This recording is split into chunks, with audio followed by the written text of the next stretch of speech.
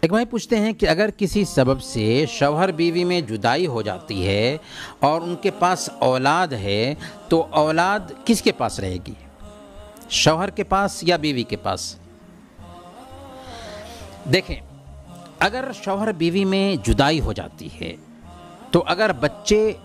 چھوٹی عمر کے ہوں تو ماں زیادہ حقدار ہے،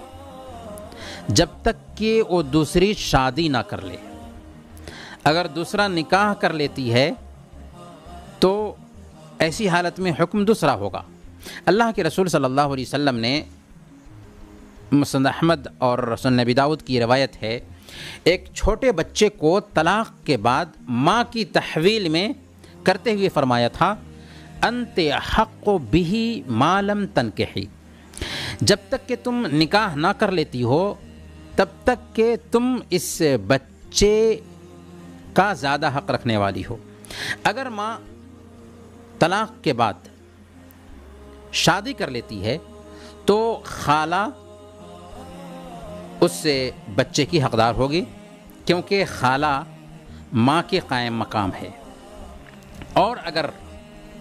بچے بالکل چھوٹے نہیں ہیں بلکہ سن شعور کو پہنچ چکے ہوں تو ایسی حالت میں بچوں کو اختیار دیا جائے گا، ماں یا باپ جس کے پاس رہنا چاہیں اختیار دیا جائے گا،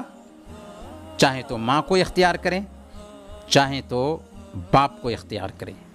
ہاں، والدین میں سے کسی کو بھی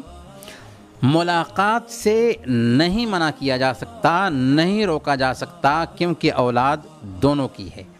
اور یہ بات بھی دھیان میں رکھنے کی ہے کہ بلوغت سے پہلے تک باپ کی ذمہ داری بنتی ہے کہ اپنی اولاد کی کفالت کریں، چاہے بچہ یا بچی ماں کے پاس ہو